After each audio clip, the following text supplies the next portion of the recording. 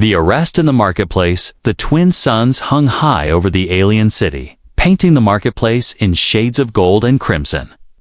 Voices of hundreds of traders mixed with the smell of roasted meat, strange flowers, and metal dust. Creatures from 100 worlds walked between stalls, tall, short, feathered, scaled, and some that floated without legs. In the middle of this chaos, a small figure moved quickly, almost invisible among the crowd. Lyra, the tiny alien girl, barely 4 feet tall, clutched a worn leather satchel to her chest. Her breathing was fast, her wide eyes darting left and right. Every time she looked over her shoulder, she saw shadows. Following her bare feet tapped quickly on the stone floor, weaving between a pair of arguing merchants. Mark, a human trader visiting from the outer colonies, was examining a rack of strange blue fruit. His dark jacket was dusty from travel, and a small scanner hung from his belt. He had no plans to get involved in anything today. He only wanted to finish his trade, maybe have a drink, and leave the planet before trouble found him. But trouble found him anyway. From above, the sharp sound of a dropship echoed through the air. A silver craft landed in the middle of the market square, scattering traders. Its doors opened, and Galactic Cops stepped out, tall figures in reflective armor, with black visors hiding their faces. Each carried a long stun rifle that hummed faintly. They moved with cold precision. One shouted something in the galactic standard language, and Mark understood the words. Target in sight, sees her. The crowd parted instantly, like they had seen this happen before and wanted no part of it. Lyra froze for a split second, her heart pounding in her small chest. Then she spun around, searching for a way out. Her eyes landed on a narrow gap between 2 stalls, and she bolted. Stop her! One of the cops barked. Lyra's small frame slipped between crates of glowing spice jars, but the cops were fast, too fast. One of them vaulted over the crates. Another pushed aside a merchant who complained loudly. The chase lasted only seconds, before Lyra's path was blocked by a group of armored boots. She turned sharply and collided with Mark. The human barely had time to react before the girl's small hands clung to his shirt. Please, help me, she whispered in a trembling voice, her accent rough. Mark looked down at her face, dirty, exhausted, but her eyes, they weren't the eyes of a thief. Before he could answer, 2 cops stepped up and grabbed her by the arms. She's under arrest, one said flatly. Mark frowned. For what? Interplanetary theft, the cop replied, without even looking at him. The other cop pulled Lyra roughly, making her stumble. She didn't resist, but she kept her eyes on Mark, silently begging.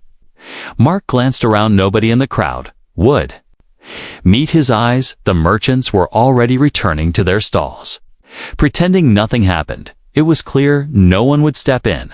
The cops were feared. The law here wasn't about justice. It was about control. As the officers dragged her toward the dropship, Mark's mind raced. He didn't know who she was. He didn't know if she really stole something. But something inside him refused to let this end like every other arrest he had seen on fringe worlds. The crowd was silent. The only sound was the boots of the cops and the hum of their ship. Mark took a deep breath, then stepped forward. Stop, he said, his voice calm but firm. The cops froze, turning their helmeted faces toward him. This girl's coming with me, Mark continued. The nearest cop tilted his head slightly. And who are you to make such a demand, human? Mark stepped closer. Someone who doesn't like seeing kids dragged away without a fair trial. You have no authority here, the cop said coldly. Step aside or you'll share her cell. Lyra's grip on the satchel tightened. She looked like she wanted to say something, but fear kept her silent. Mark's jaw tightened. He knew if he walked away now, she would vanish into some prison cell and never be seen again. He raised his chin. Show me your evidence. The cops exchanged a glance. It's classified. One said, his tone final. That's not good enough, Mark replied. The cop took a step forward. You're testing my patience. Human, Mark didn't move. The tension between them was thick. A small group of bystanders had stopped to watch. Everyone knew this could end badly. Humans weren't exactly treated as equals here. The cop's gloved hand moved toward his stun. Rifle Mark's hand rested casually on his belt. Near the handle of his compact sidearm, the moment stretched. Even the air felt still. Finally, the lead cop said, "You want her. Then prove she's innocent by sunrise, or both of you will be in chains." He shoved Lyra toward Mark. The human caught her before she fell. The cops turned and walked back to their dropship. The crowd slowly returned to their business.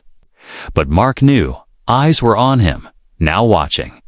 Judging, calculating, he looked down at Lyra. "Come on," he said. Leading her away from the market, they walked quickly through narrow streets. Mark could feel the tension in her small frame. She didn't trust him yet, but she was following somewhere. Above, in the shadow of the city's towers, someone was already making sure they wouldn't survive until morning. The human's intervention, the narrow streets smelled of rust, wet stone, and strange cooking spices. Mark kept his steps quick, but steady. His eyes scanning every corner. He knew the Galactic Cops didn't give chances. This was a trap. In disguise, they let him take the girl, but they would be watching, waiting for him to fail. Lyra walked beside him silently, clutching her satchel like it was the only thing keeping her alive. Her small shoulders were tense, her gaze fixed on the ground. "Do you want to tell me what really happened?" Mark asked quietly. She didn't answer, only gave a quick shake of her head. They passed under a flickering neon sign, the buzzing sound loud in the silence between them. Mark tried again. "If you don't talk to me, I can't help you." Lyra finally looked at him, her bright silver eyes reflecting the sign's light. "You can't help me," she whispered. "No one can."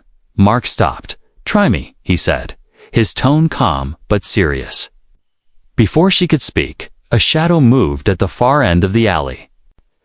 3 armored figures stepped out, their visors glowing faint red off-duty cops or hired thugs. Mark knew this wasn't a coincidence.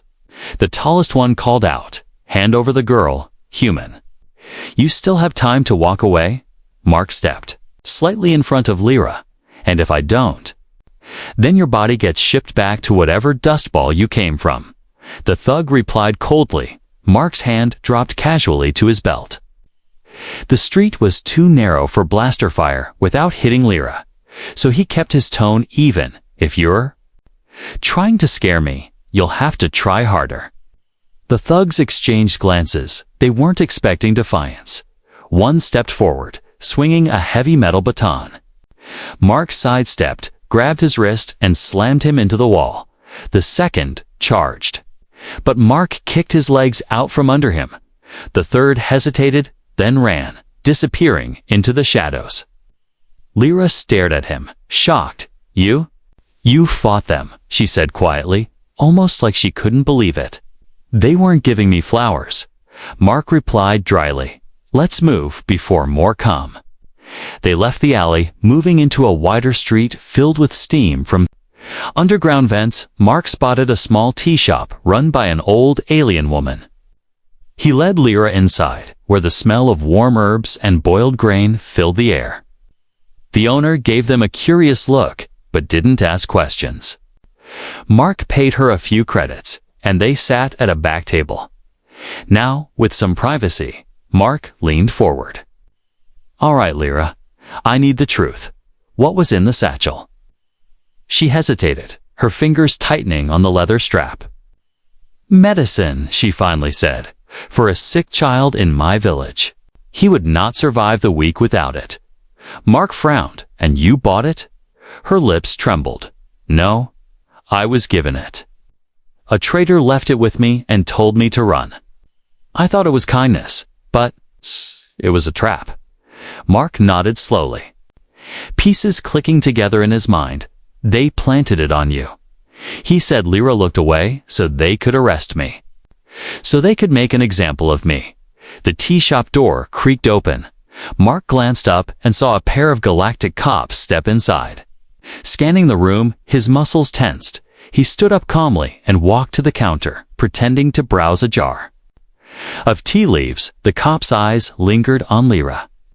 But they didn't approach, just watched. Then stepped out again. Mark returned to the table. "They're keeping us in sight," he said. "We need proof. Without it, they'll take you before sunrise." Lyra shook her head. "Proof. The cops control the proof. Then we take it from them," Mark said simply. Her eyes widened. "That's suicide, only if we fail."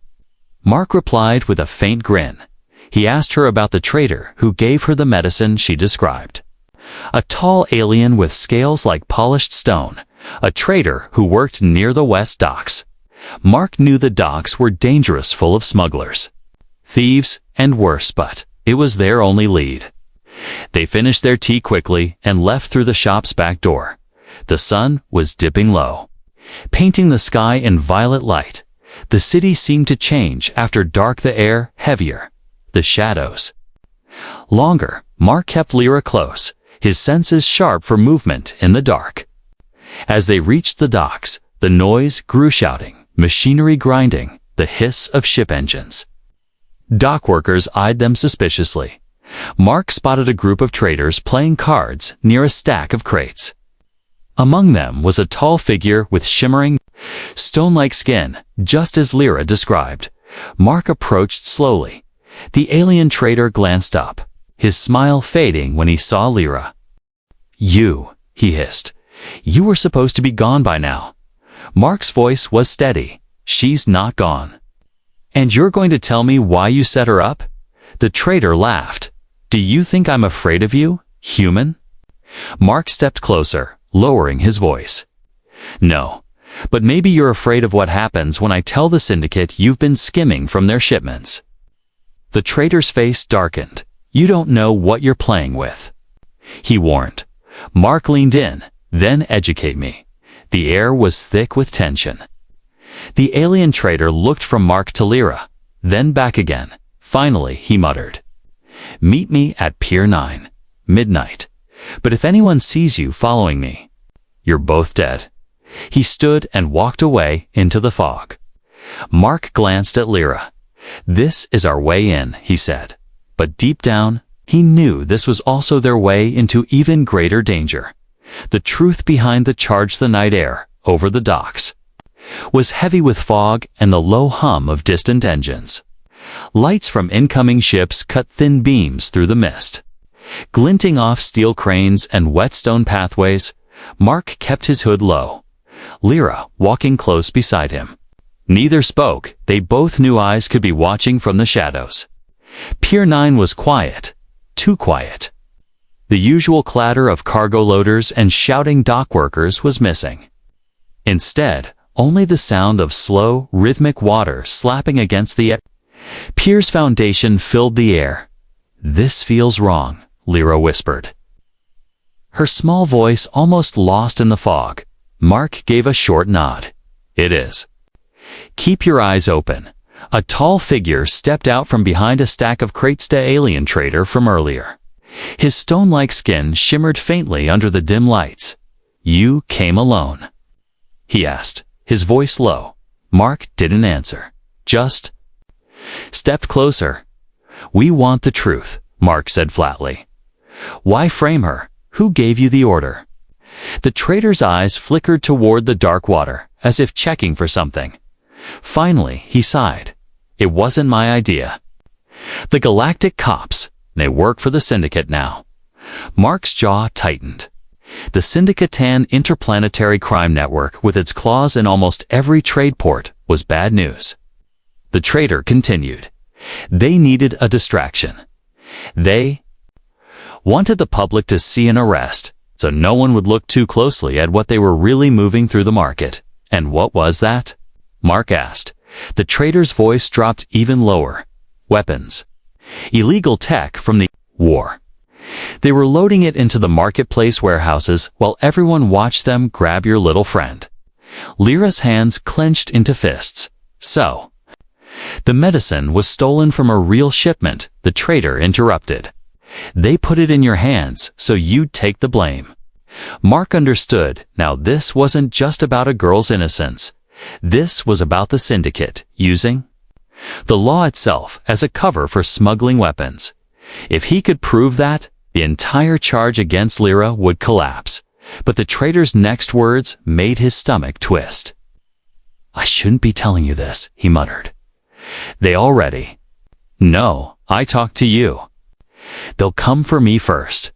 Mark frowned. "Then come with us." "Testify." The trader shook his head sharply. "You don't understand. They'll kill my family before I finish the first sentence." Before Mark could respond, a sharp click echoed in the fog from the shadows. 5 armored figures stepped out, Galactic Cops, rifles raised. Their visors glowed with a red light, casting eerie reflections on the wet pier. The lead officer's voice was cold. "Step away from the girl, human. You're done playing hero." The trader cursed under his breath and backed away into the fog. Disappearing between containers, Mark grabbed Lyra's arm, pulling her behind a crate as blaster fire erupted. Bolts of red energy scorched the metal where they'd been standing seconds before. "Run!" Mark shouted. They darted down a narrow path between stacked cargo crates, the fog swirling around them. The docks turned into a maze of steel and shadow, every turn echoing with the heavy boots of their pursuers. Lyra's small size let her slip through gaps Mark barely fit through. He followed her lead, trusting her instincts. They ducked under a loading platform, where the smell of oil and sea salt mixed thick in the air. Mark pulled his sidearm and peeked around the corner too. Cops were closing in fast. He fired twice, hitting the ground in front of them to force them back. "Keep moving," he barked. Lyra led him to a maintenance ladder that climbed up the side of a cargo crane. They scrambled upward, the metal rungs slick with condensation from the top. Mark saw the whole dockyard, rows of warehouses, patrol lights sweeping across the fog, and, near the edge of the port, a massive freighter with the syndicate's sigil burned into its hull. "That's where the weapons are," Mark muttered. Lyra followed his gaze, her expression fierce despite the fear in her eyes. "If we get proof from there, they can't keep me in chains," she said. Mark gave a grim smile. "Then that's our next stop." Suddenly, a blaster shot whizzed past his head. One of the cops had followed them up the crane. Mark spun, kicking the rifle out of the cop's hands and sending it tumbling into the water below. The officer lunged, but Mark shoved him hard, and the cop fell backward onto a lower platform. Groaning, the distraction bought them seconds. They slid down the other side of the crane, landing on the roof of a nearby storage building. From there, they leaped down into the shadows and disappeared into a service tunnel that ran under the docks. Inside the tunnel, the sound of the ocean was muffled, replaced by the constant drip of water from the ceiling. The dim emergency lights cast long shadows. Mark caught his breath and looked at Lyra. "You still trust me?" he asked. She hesitated, then gave a small nod. "I didn't at first, but now you're the only one who's fighting for me."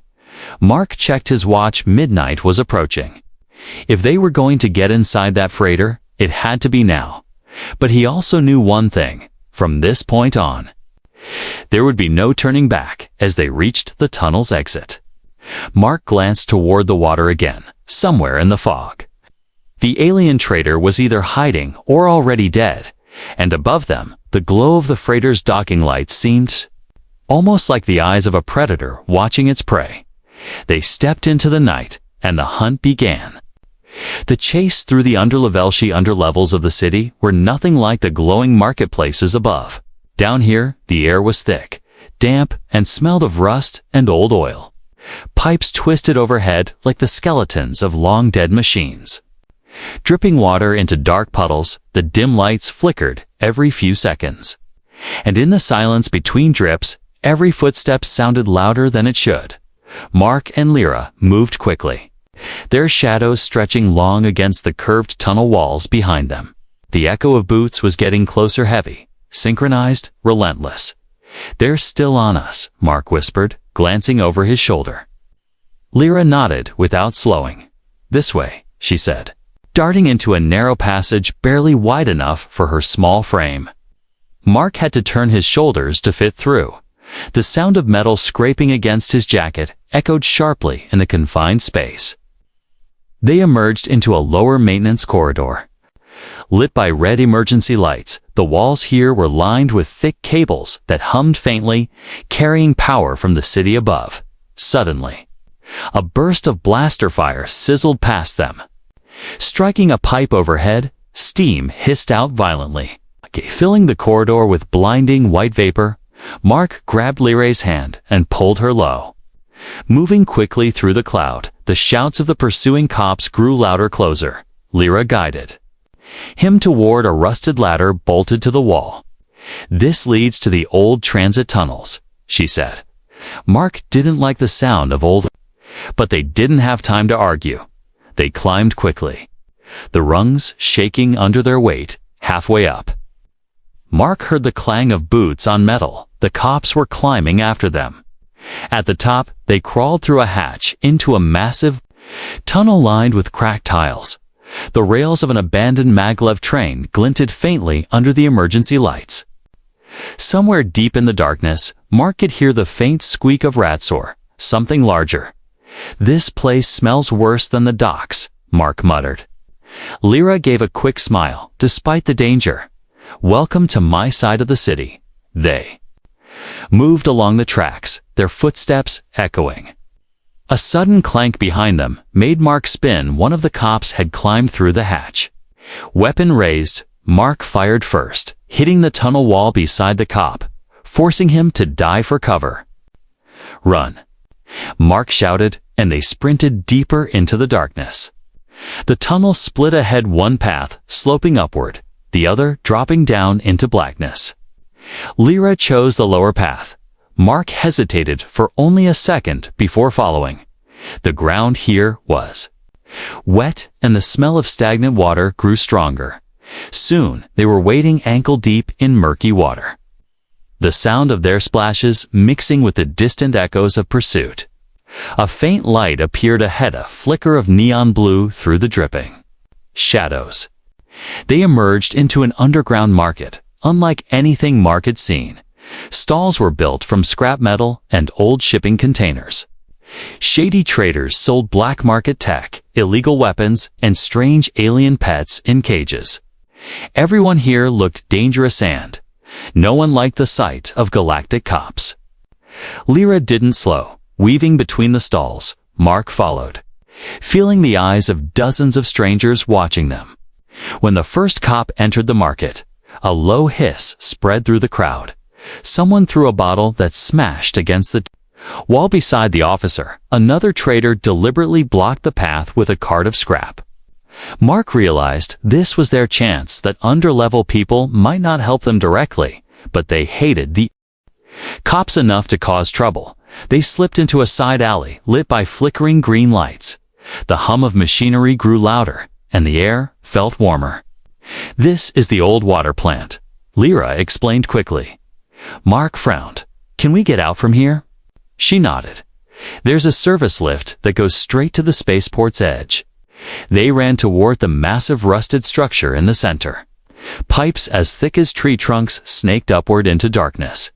The ground trembled faintly with a thud of old pumps, still working after decades. But before they could reach the lift, a blaster shot rang out and sparks exploded from the metal beside Mark's head. They turned to see two cops stepping into the plant.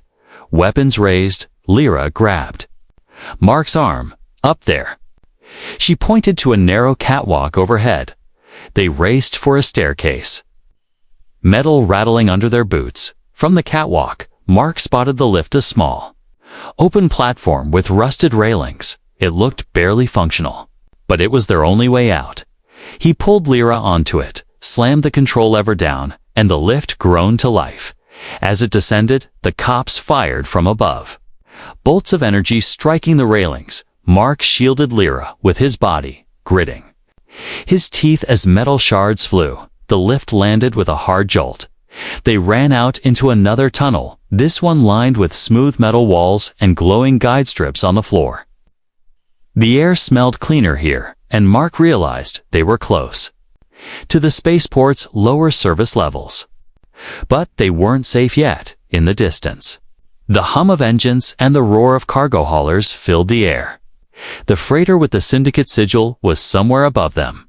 Loading its illegal cargo, Mark looked at Lyra.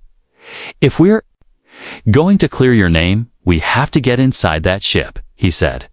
Lyra's small hands clenched into fists. "Then let's finish this," she replied, and together they stepped toward the sound of danger, ready for whatever came next. Bargaining with the underworld, the tunnel spat them out into a half-lit storage yard beneath the spaceport. Here, giant crates sat in neat rows, some glowing faintly from the tech sealed inside. The air was thick with the smell of burnt metal and engine fuel. Somewhere above, heavy cargo haulers rumbled, carrying freight toward the loading bays. Mark guided Lyra into the shadows. They couldn't walk into the syndicate's freighter without knowing its security layout, and there was only one type of person who had that information, someone who worked deep in the criminal underworld. Lyra hesitated when Mark told her their next stop. "You mean Joro?" she whispered, her voice almost shaking. Mark looked at her. "You know him?" Her silver eyes flickered nervously. "Everyone in the underlevels knows Joro. He doesn't give favors. He takes payment, big payment, but they had no choice." Mark led her through narrow steel corridors until they reached a heavy blast door painted with a serpent coiled around a planet. Two tall guards with glowing blue eyes blocked their way. Mark didn't flinch. "Tell Joro that Mark Danner is here to make a deal." One guard tilted his head, scanning Mark from head to toe. Then, without a word, the door groaned open. Inside, the air was warm and smoky. Neon signs in alien languages buzzed over a crowded room filled with gamblers, traders, and smugglers. The smell of spiced alcohol and engine grease mixed into something sharp enough to sting the nose. At the far end, sitting on a raised metal throne, was Joro, a reptilian alien with scales that shimmered like gold coins.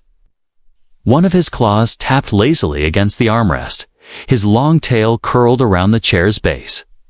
His slitted eyes locked on Mark the second he entered. "Well, well," Joro's deep voice rumbled. "If it isn't the human traitor who swore never to set foot in my den again?" Mark smirked faintly. Times change. Joro's gaze slid to Lyra. "And you bring me a child that's bold or stupid? Possibly both. She's not for trade." Mark said sharply, "I need information." Joro leaned forward. "Information is expensive. Human. What's in it for me?" Mark reached into his jacket and placed a small black cube on the table beside Joro's throne. It pulsed with a faint blue light, a fully functional data crystal from the war. Federation encryption intact. Could sell it for more than I'm worth. Joro's pupils narrowed. He picked up the cube and turned it over in his claws. Tempting, but not enough. "You're asking for something dangerous, aren't you?" "I need the security codes for the syndicate freighter in Dock 12. Mark said quietly. The room seemed to go colder. Several gamblers at nearby tables stopped talking and looked over. Joro chuckled darkly. "You're either very brave or very dead already." Lyra stepped forward, surprising Mark. She reached into her satchel and pulled out a small crystal pendant, beautiful, glowing faintly from within. "This is my family's heirloom," she said softly. "It's all I have. It's worth more than credits. Take it, but help us." Joro stared at her for a long moment. Something unreadable flickered in his eyes. Finally, he nodded slowly. "Very well. The codes you seek exist, but they're not easy to get. They're kept in the freighter's lower Walt guarded, of course. Mark frowned. Then how do we get in? Joro leaned back.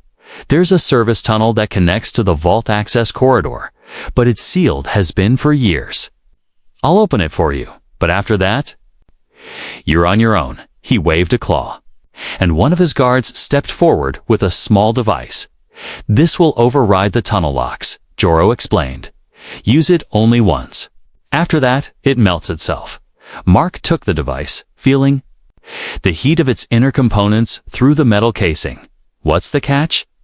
He asked. Joro grinned, showing sharp teeth. The catch is, the syndicate will know someone's inside within 60 seconds of you breaching the lock. I'd suggest you be quick, human, before they could leave. Joro's voice followed them. And Mark, if you fail, don't come back. I don't deal with corpses. Back outside, the cold air hit them like a slap. Lyra touched the satchel where her pendant had been, her expression unreadable. You didn't have to give that up. Mark said. She looked up at him. It was just a stone. My freedom is worth more. They made their way toward Dock 12. Staying to the shadows, the hum of the freighter's engines grew louder with every step. Mark could feel the danger closing in like a noose, tightening around their necks. At the far end of the loading bay, half hidden behind stacks of crates, was the sealed service tunnel Joro had described. Its heavy steel door was coated in dust and grease. The locking panel, dark and lifeless. Mark pulled out the override device and pressed it against the panel. It hissed, then glowed red as faint sparks danced across its surface. The lock clicked open with a metallic groan. Lyra gave him a small nod. This is it, she whispered. Mark opened the door, revealing a narrow corridor beyond, lit only by the faint green glow of emergency strips as they stepped inside. The door swung shut behind them with a heavy thud, somewhere deep in the freighter above. The syndicate's guards were still unaware, but that would change soon, very soon. The warehouse showdown. The service tunnel was narrow and low. Pipes ran along the ceiling, dripping condensation onto the cold metal floor. Mark and Lyra moved quickly, their footsteps echoing in the tight space. The faint hum of the syndicate freighter's massive engines vibrated through the walls. A constant reminder that they were inside enemy territory. The override device in Mark's hand was still warm from opening the lock. They had one shot, no second chances. Lyra's breathing was steady, but her small hands were clenched tightly. Mark noticed and whispered, "You all right?" She gave a quick nod. Just. Don't let them take me again. The tunnel ended at a vertical hatch. Mark pressed his ear to it. Voices, deep and distorted, came from the other side. He slowly pushed the hatch open a few inches and peeked out. They were above a massive cargo Bytho Syndicate's private warehouse inside the freighter. Stacks of crates marked with the Syndicate sigil filled the floor. Hover lifts moved between them, guided by armed guards in black armor. Some crates were open, revealing illegal plasma rifles, explosives, and high-tech war drones. Mark pulled back. "That's our proof," he whispered. Lyra's eyes narrowed. "How do we get it without getting killed?" They waited until two guards passed under the hatch. Then Mark dropped down silently, landing behind a stack of crates. He helped Lyra down, and they moved between the shadows. Keeping low, the air was warm and smelled of machine oil and scorched metal. They found a crate with a holographic control panel. Mark pressed a sequence of buttons, and the lid slid open with a hiss. Inside was a smaller, secure case marked Galactic Cops evidence seal. Lyra's eyes widened. "That's it. That's the medicine shipment they planted on me." Mark grinned slightly. "Then, let's take it. And their weapons inventory list while we're at it." But before he could close the crate, a voice called from behind them. Well. What do we have here?" Mark spun, his hand going to his sidearm. The syndicate leader stepped forward, a massive alien with dark red armor and a scar running down the side of his face. In one hand, he held a plasma axe that hummed with deadly energy. Around him, 5 armed guards spread out, blocking every escape route. "You're brave, human." The leader growled, "Breaking into my ship, touching my property." Mark's tone was calm but firm. "Your property. Looks more like stolen." "Goods to me." The leader laughed, a deep, cold sound. "You think anyone will believe you? You won't leave this room alive." Mark's fingers tightened on his blaster. The first guard lunged forward, and Mark fired, hitting him square in the chest. The bay erupted into chaos, guards shouting. Weapons firing, Mark grabbed Lyra and dove behind a stack of crates as bolts of energy scorched the floor around them. The leader swung his plasma axe, slicing clean through a crate. The air filled with the smell of burning metal. Mark rolled to the side, firing twice more, dropping. Another guard. Lyra wasn't just hiding, she pulled a small metal sphere from her satchel and threw it toward the nearest guard. It exploded into a burst of blinding white light. The remaining guards staggered, their visors overloaded by the flash. Mark took the chance to shoot the nearest one, while Lyra grabbed the secure case from the open crate. "Got it?" she shouted. Mark nodded. "Then we're leaving now." But the syndicate leader blocked the only open path. His massive form loomed in front of them, axe raised high. "You're not going anywhere," he roared. Mark stepped forward, his blaster in one hand and a small shock grenade in the other. "Wrong," he said simply, tossing the grenade at the leader's feet. The blast wasn't strong enough to kill, but it sent a surge of electricity through the leader's armor. He roared in pain, staggering back, giving Mark and Lyra the gap they needed. They sprinted toward the far end of the warehouse. Blaster. Fire chasing them. Mark spotted an overhead maintenance lift and pulled Lyra onto it. He slammed the control lever forward, and the lift jerked upward below them. The syndicate leader shouted orders, and guards scrambled to follow. But by the time the lift reached the upper level, they had disappeared into the shadows. The upper catwalk led to another hatch. Mark kicked it open, and they slipped inside, the sounds of shouting fading behind them. They were in another narrow service tunnel. Lyra clutched the case tightly, her chest rising and falling fast. "That was close," she breathed. Mark allowed himself a small grin. Close is better than dead. They kept moving until the tunnel sloped upward toward a dimly lit exit through the grate above. Mark could see the outer loading docks. If they could get out and into the city, they might have a chance to deliver the proof before sunrise. But Mark knew the syndicate wouldn't stop by now. Every cop on the planet would be hunting them. They still had one last, most dangerous step to take. Walking into the police headquarters with the evidence, Mark glanced at Lyra. "You ready for the final round?" Her silver eyes were fierce. "I've been ready since the moment they put chains on me." They reached the hatch. Beyond it, the cold night air of the city awaited, and with it, the final fight for Lyra's freedom, clearing her name the night. Sky over the city was dark, heavy clouds hiding both moons. Neon lights flickered weakly against the damp streets. Mark and Lyra moved quickly, keeping to the shadows. The stolen evidence case clutched tightly in Lyra's small hands. Every step brought them closer to the police headquarters, and closer to the most dangerous part of their plan. "This is suicide," Lyra whispered. Her voice shaking but determined. Mark didn't slow. "No, this is the only way. We walk in with the proof, in front of the public. So they can't make us disappear quietly." The Galactic Cops headquarters rose ahead a massive tower of black steel. Sharp angles cutting into the night sky. Bright spotlights swept the area, scanning for intruders. Mark knew they were looking for them already. They would have to time this perfectly as they approached. A hover bus stopped in front of the building. Dozens of reporters and onlookers spilled out, cameras flashing. It was a rare thing media allowed this close to the headquarters. Mark's lips curved slightly. Perfect timing, he stepped into the crowd, pulling Lyra along. The press was too focused on the evening briefing to notice them at first.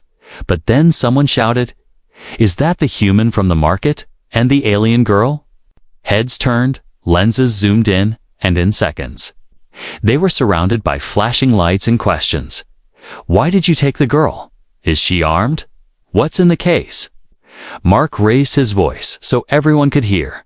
"This is proof that the Galactic Cops framed her for a crime she didn't commit, proof that they work with the syndicate to smuggle illegal weapons into this city." A ripple of shock moved through the crowd. Two armored officers stepped forward quickly, their weapons low but ready. "Step away from the girl, human," one ordered. Mark shook his head. "No, not this time." He reached into the case and pulled out the sealed evidence container. "This is the medicine they accused her of stealing. It still has the original freight ID tag showing it was stolen from a medical shipment days before she ever touched it." Gasps came from the reporters. Mark wasn't done. He tossed a small data chip to one of them. "And this is the inventory list from the syndicate's freighter, complete with security footage of Galactic Cops unloading stolen weapons." The officers hesitated. They couldn't arrest him without doing it in front of every camera. And the crowd was already murmuring. Angrily, one reporter turned to the officers. "Is this true? Do you deny these are your shipments?" Before the cops could speak, the heavy doors of the headquarters opened. The chief of Galactic Security himself stepped out. A tall alien with pale skin and cold eyes. He scanned the crowd, his gaze locking on Mark and Lyra. "Bring them inside," he said flatly. The crowd shouted in protest. Cameras clicking furiously. Mark raised a hand. "Only if the press comes too." The chief's jaw tightened, but he nodded stiffly. Inside the headquarters, bright lights reflected off spotless metal floors. They were led into a large chamber.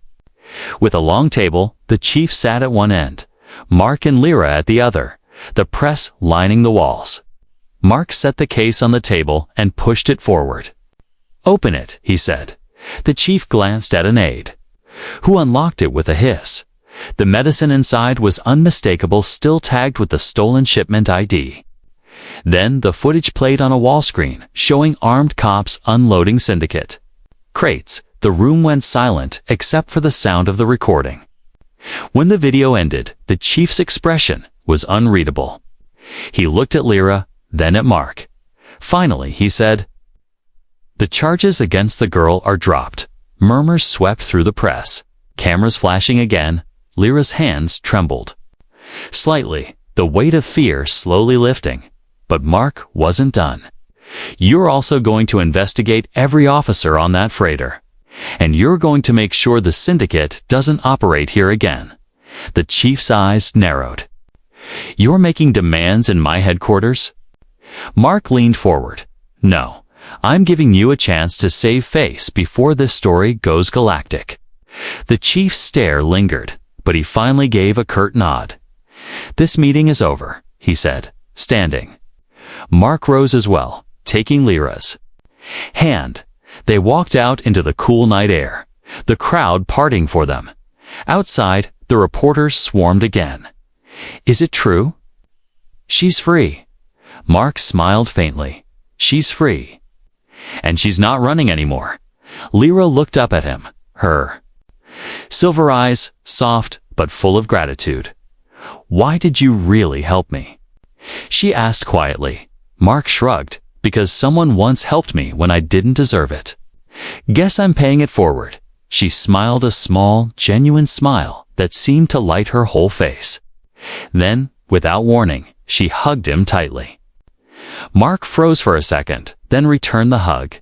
It was the first time she had touched him without fear as they walked away from the headquarters. The streets around them seemed less hostile. The night air felt lighter. Lyra no longer kept her eyes on the ground. She looked forward. Head high, they disappeared into the city together. Two unlikely allies, bound by a promise and a fight they had both survived.